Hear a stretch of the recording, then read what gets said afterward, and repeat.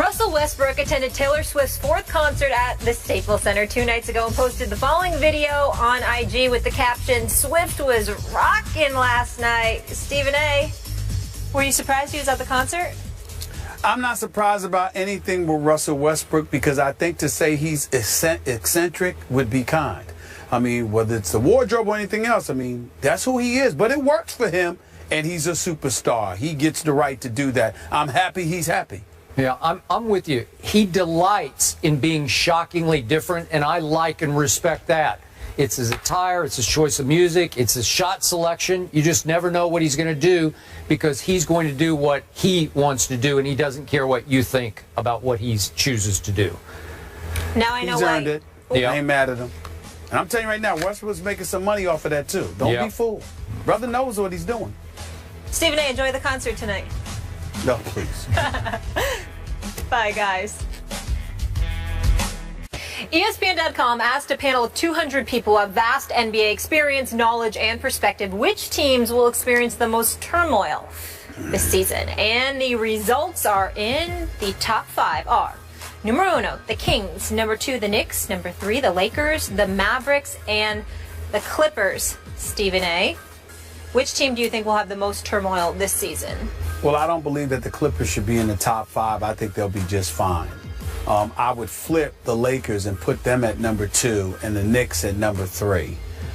In the case of the Sacramento Kings, I would definitely put them number 1 because George Karl had better find a way to mend fences with DeMarcus Cousins. He's got to figure out a way to get that relationship steered in the right direction because if he does not, it is going to be a problem for him for a long, long time to come, for as long as he lasts, because they're going to get rid of him. They're going to fire George Karl if George Karl doesn't find a way to fix this relationship. DeMarcus Cousins, from a talent perspective, is the best big man in basketball, as far as I'm concerned. He is lethal. He's big time.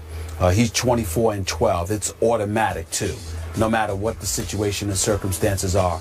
And he clearly has no trust nor any love for George Karl, and he's incapable of hiding it. Somehow, some way, George Karl has lost trust from, his players, particularly DeMarcus Cousins. And his MO was being able to work with players and to cultivate relationships. Now, obviously, he's somebody that is an exceptional coach. The man knows the game of basketball, X and O's wise, knowing how to utilize guys, put him in the best position to succeed. George Karl is one of the best in the business. But particularly in this day and age with these guaranteed contracts, with the exorbitant amount of dollars that are being thrown out there, when there's a problem, the players are not the ones that are going to go someplace in most instances. It is going to be the coach. So somehow, some way, George Karl has got to fix that. I would say that the Lakers are a close second because Kobe Bryant is the Black Mamba. Kobe Bryant is a 5-time champion. Kobe Bryant, in all possibility, this could potentially be his swan song. Even though I'm hearing stuff about him in New York, I'll believe it when I see it. But in the end, what it comes down to is this, Skip Bayless. Kobe Bryant's going to be back. He's going to want to go out with a bang. He's going to be looking to shoot the ball. He's going to look for guys to step up and produce. And the personalities that they now have on this team, the Louis Williams, the Roy Hibberts, the Brandon Basses of the world, these are not punks. They are not going to back down to Kobe Bryant.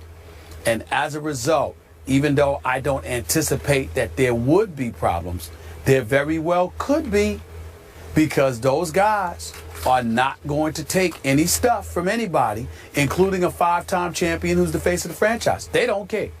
And so because of that, you never know the potential for friction that exists there. I would say Sacramento first, Lakers a close second, the Knicks third because they're just dysfunctional by nature. And that's all I'm going to say about the New York Knicks today because I'm in Los Angeles and I really, really don't want to depress myself. Speaking of Los Angeles, I cannot tell you how much I disagree with your assessment of the Clippers. You said they wouldn't even be in your top 5, right? They'd be down the list. Yeah. I got them at 1. Number 1 on my list would be the Los Angeles Clippers coached by one Doc Rivers, for whom I have immense respect.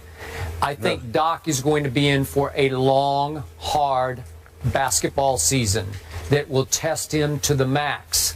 test him until even he might feel like he's about to break.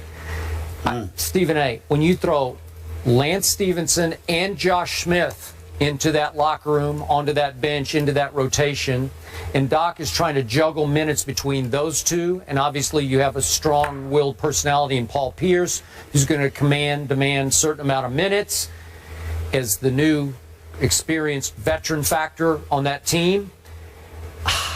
I don't know if even Doc can pull that off. And then DeAndre Jordan, obviously in the offseason, he made his quick decision to go to Dallas. Then he decommitted from Dallas.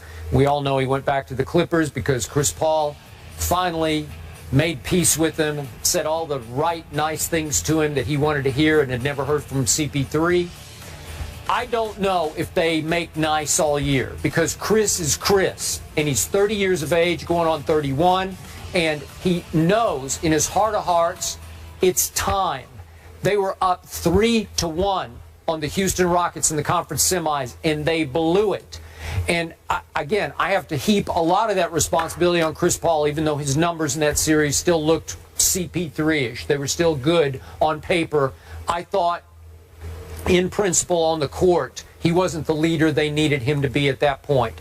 I expect him to have a big year. But I expect this team to suffer a little bit of the residue of blowing a 3-1 lead.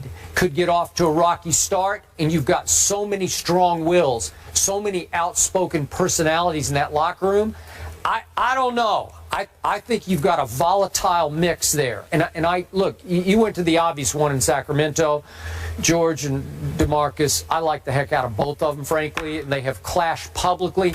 I'm wondering if they've clashed so much publicly, it's so out there, that it will help them clear their air a little bit to where they'll at least coexist this year. And plus, DeMarcus Cousins, he's a different kind of cat. Skip. I know him. He's a different kind of cat. I love his game. I think he's big time. He's I think he's the best big man in the game. I think they concur. would have been asinine to trade him. I don't think you let him go. You deal with him.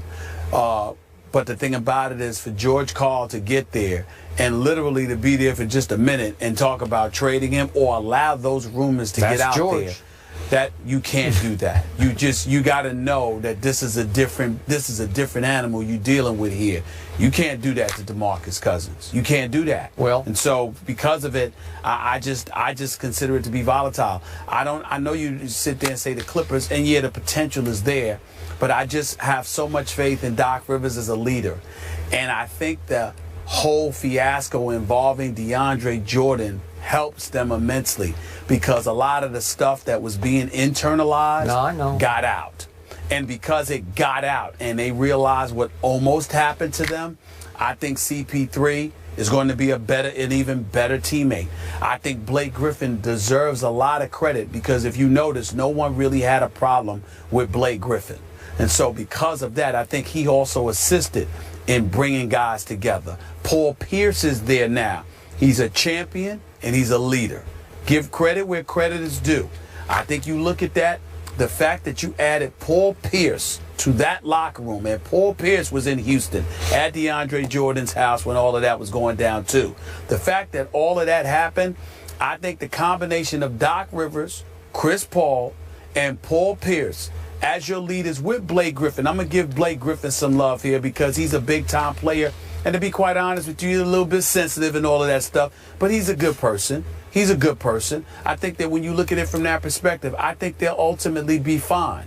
In Sacramento, that's a different animal. And in Los Angeles, with Kobe's last season approaching, it could get very, very interesting. It really could. I didn't anticipate those two teams. Very interesting. I'm on record, and I'm not backing off that. Okay, we got you. Lack of faith in Doc Rivers, Skip. More First Take after the break. Keep it here.